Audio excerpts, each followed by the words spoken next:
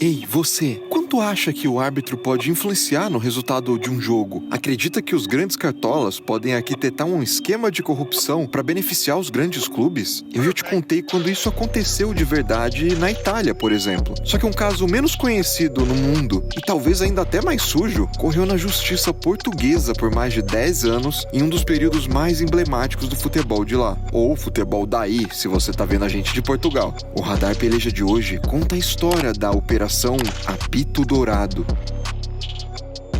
2004 é um ano inesquecível para qualquer torcedor português. Além de ser sede e também vice-campeão na Eurocopa, no mesmo ano, o Porto, um dos principais clubes do país, superou potências para ser o campeão da Champions League. A equipe que contava com Carlos Alberto, Deco e era treinado por José Mourinho, fez uma campanha emocionante e se tornou o melhor time da Europa. Mas o que nem todo mundo sabe é que alguns meses antes de uma das conquistas mais importantes da história do clube, o presidente do Porto, Pinto da Costa, estava sendo investigado por um esquema de resultados. Em janeiro daquele mesmo ano, uma escuta no telefone do dirigente revelou uma conversa com um empresário, em que ele pedia para dar uma fruta para dormir ao árbitro Justino Paixão, que apitaria o jogo entre Porto e Estrela Amadora, pela Liga Portuguesa. Estou, presidente. Sim, Zé Hoje, como está, meu amigo? Como está? Tudo bem? Tudo bem. Ligaram para mim, pediram-me fruta para logo à noite. Posso levar a fruta à vontade?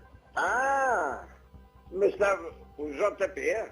Sim, ele ligou para mim a pedir-me roçado para logo à noite. Ah, sim, diga que sim, senhor. No código dos envolvidos, fruta significava prostituta. Ou seja, parecia que estava começando a se revelar que o presidente pagava mulheres para se envolverem com os juízes e aí virá-los ao seu favor. Mas foi só em abril, poucos meses antes da Euro acontecer e também da conquista do Porto, que a Operação Apito Dourado entrou em curso. Logo de cara, 16 empresários, dirigentes e árbitros foram indiciados e alguns deles até detidos. Dentre esses estavam o presidente da Liga Portuguesa de Futebol, Valentim Loureiro, e o presidente do Conselho de Arbitragem da Federação Portuguesa, Pinto de Souza. Junto com o Pinto da Costa, ele era um dos principais articuladores, não de um, mas de dezenas de esquemas no futebol português, desde suborno de árbitros até chantagens contra a comissão disciplinar. Um dos casos mais famosos que pintaram durante a investigação rolou com um craque bem conhecido no Brasil. Além de destaque e camisa 10 do Porto, Deco era uma das esperanças da seleção portuguesa para conquistar a Euro em casa, até que durante um jogo contra o Boa Vista, na temporada do título de 2003-2004,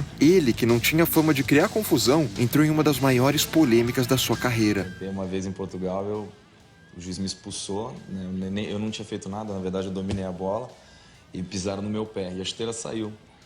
E o juiz me deu o segundo amarelo porque eu toquei a bola sem a chuteira. E eu fiquei nervoso, quase joguei a chuteira nele e tudo, foi uma suspensão grande. Mas eu joguei na direção dele, mas não pegou nele. Não pegou. Mas você deve imaginar que jogar a chuteira no juiz deve causar uma punição severa a qualquer jogador. E era isso que se discutia nos bastidores da Federação Portuguesa. Qual seria o tamanho da punição pro Deco? Só que além da importância absurda que o meia tinha pro Porto, outro detalhe pesava ainda mais nessa decisão. O Barcelona, desde o início daquela temporada, estava de olho em levar o Deco pra Espanha por uma bolada. E o Porto não podia arriscar essa venda com ele, ficando parado por meses por culpa de uma suspensão. Foi aí que entrou em ação um dos planos mais engenhosos de Pinto da Costa. Ele teria ligado para o jornalista Tavares Teles, dono da coluna O Pato, do jornal O Jogo, e combinou o seguinte furo. Pediu para o repórter escrever que Deco teria ficado chateado com as palavras usadas pelo tribunal e estava ameaçando não jogar pela seleção de Portugal caso levasse uma punição muito dura. Seria um tipo de ameaça. Com a Euro chegando, isso seria um pesadelo não só para a torcida, mas para a própria federação. Com a notícia plantada, ele só precisou combinar com o meia o que dizer para a mídia para que a pressão funcionasse. Agora nem dizes nem que sim, nem que não, nem que está nada. Na altura própria eu falarei. Está bem. Ok? Está bem. Deco, um abraço. Um abraço.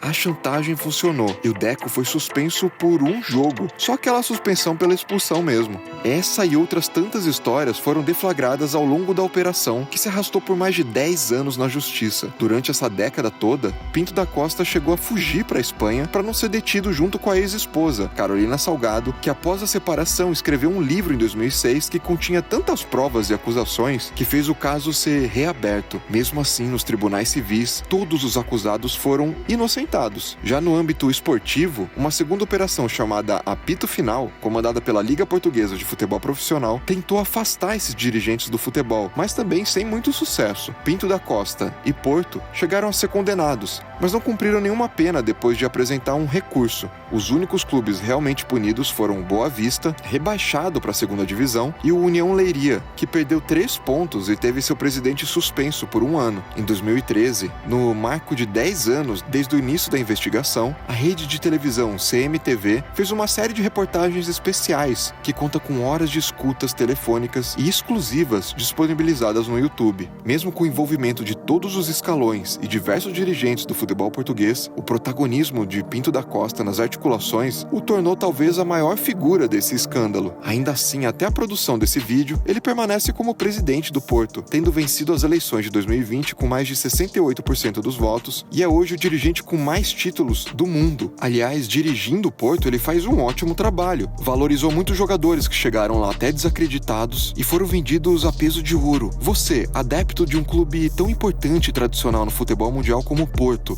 é um dos que apoiam Pinto da Costa ou um dos que são contra? A gente do Peleja quer ler nos comentários a sua opinião. E para mais detalhes desse caso extenso, você pode assistir a série que eu te falei da CMTV e o filme Corrupção, inspirado no livro com as revelações de Carolina.